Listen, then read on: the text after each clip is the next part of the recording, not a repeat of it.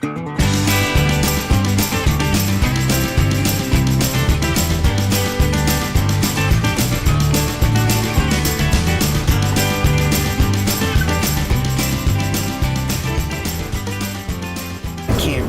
I can't. You can see. Because it's so bright out. We are going to set stands. Day number 2. 5 does yesterday. Oh, you just do that. Whatever. 5 does last night. We're going to set up some stands. We're going to triangulate that area. One of us is going to shoot at something, I hope, one way or the other. Going out with muzzleloaders this afternoon to set stands, and then we'll come back, change into some satin clothes, and then go take our bows back out. That way I can shoot anything. Then I won't. Even a yodi. Whatever a yodi is. It's coming right at you. A ute. Cold. Chilly. I don't think I'm going to see my testicles next year. Yeah. They drop out around spring. It's good. It'll save them that way, though. I don't have to, Right and safe. yeah, it's safe. They stay warm. They produce more. Out of the way. Produce more swimmers that way. All right. On our way. The ridge. Hey, God, dog it. Every time. Is it on? Yes. It's a family show. Cut that. Yeah. We do that a lot with you there, Gray Bear. We do a lot of that. Oh, cut that. Edit that out. Check it out, beep. Beep, beep. Beep up. So, in this segment of Nomad Outdoors, we are going to talk about the advantages and disadvantages of tree stands. We just went out, Jared Bear and I, we just spent a good hour and a half stalking, setting up some tree stands. Go! And sure enough, I get those tree stands set up, and we go out and check another area. And when we check that other area, it is nothing but deer tracks everywhere. It's the gathering place, apparently. And you know, it's the advantage of a tree stand is it gets you up, it gets you a good field of view, it gives you a good field of shooting. So you have a lot of advantages to being elevated. Deer rarely look up, although some people debate that sometimes they look up, but if you don't move, they really don't. The disadvantage of that tree stand is all the time that you put into setting it. And then You take a 10-minute drive. Yep. Come to find out that all the deer in the 5-mile square radius are having a hoedown. You know, we did that. We went down where we're hunting. We went down the ridge road.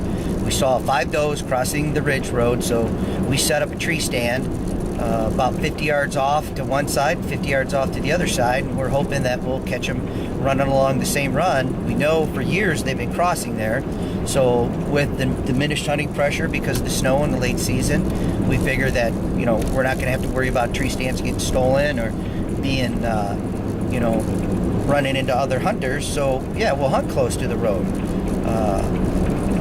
Gray Bear, he's down by the entrance, and people are coming back out there and dumping their compost, and these deer are going nuts over the compost at the entrance to the ridge, right off the paved road. So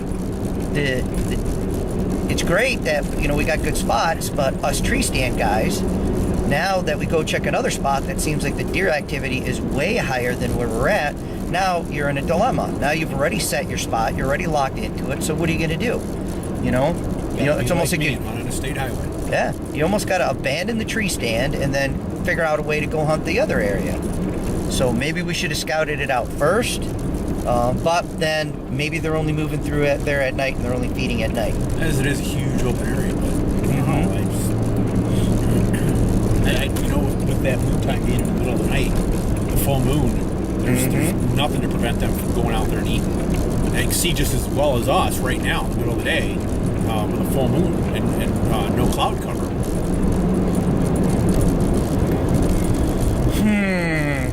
So, yeah, tactics completely change from day to day, and that the advantages, you really have to weigh your options, advantages, disadvantages of that tree stand. It almost seems to be more beneficial to hunt off of the ground. You're more mobile, you have more choices, you have more options. You can't bow hunt off the ground, really.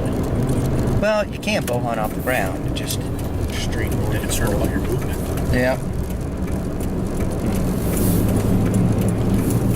Therein lies the problem. Mm-hmm. Yeah, bow. So close. What's that? So, yeah, last year, Hardcore sledders right there. Jer Bear, right on the ground, Set three up does. right off the beaten path where we know the deer are at. Set on the ground in some deadfall, thinking I can tuck in here real nice, not get seen at all. So yeah, tuck in there real nice, don't get seen at all. Got like 3 does, walked right up on top of me. Probably could have touched their nose almost if I wanted to. But therein lies the problem for the average bow hunter. How am I going to draw and shoot when I can reach out and touch them? They'll run before I can do anything. Stab him with a knife Quietly. But they were looking right at me, like walking at me. Like I was almost afraid I was going to get trampled. Trampled me to death. Yeah, yeah. And that's Then you just gotta go upside your head with one of your limbs or bonk. what? Self-defense. Well, it's only day 2 of 4, so And it could get colder. Yeah. You know, it could be great. yeah, well, yeah, it's supposed to warm up though. It's they not say. nearly cold enough No, right now. yeah, I could I could do with barely hear my feet. negative 50. Remember, Pounding as I walk Remember. through the snow. whatever that guy is. Uncomfortable 40 degrees. Dick Prenicky. Yeah, Mr. Dick Prenicky. He finally got sick of the negative 50-degree weather. I feel like a sissy from your clothes. And his house was a You comfortable really need 40-degree anything weather. other than your boots, a pair of pants, a Flannel shirt. flannel shirt, a pair of suspenders to hold it all together. Oh, what were those gloves he had? What do you got coming that way? Nothing. Ah! Wait, never mind. All right, back to camp. Put on some warm clothes, turn around and head back out for a Shit, sit. pavement to get out from underneath us. For a sit. Set. Little tactical insertion here. Drop off Gray Bear at the end of the road. Go in and drop off Jer Bear. I'm gonna go park the truck, backtrack to my stand, and we're gonna slay 'em. Whack and stack. Shoot and loot. Bibbity and bobbity. Wait, what are we gonna do? Shoot him what? Shoot and loot. Shoot and loot. Shoot him in the Stab and grab.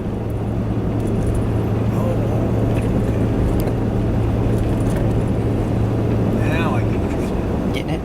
Yeah, picking up what we're laying down. Finger in the butt. Did I go too far?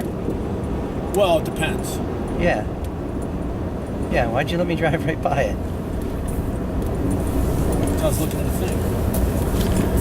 The thing. I thought you were doing some sort of tactical Insertion? thing. I thought you were going to drop it in R.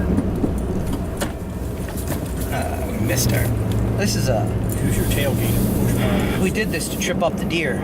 You know, we Yeah. drove by. They're never looking for We it. drove by, and they thought that we went down the road, so they're all coming out right now. And now we're going to go in. Yeah, we're going to catch them off guard now. Go stick a knife in them. After we shoot them, obviously. How did I miss this? You're a little far ahead. You need to go through that one when I went through on my bike. Oh, yeah. Nobody's ever been this way yet. Us right now. And here we go. Where am I dumping you? That pile of logs is right there.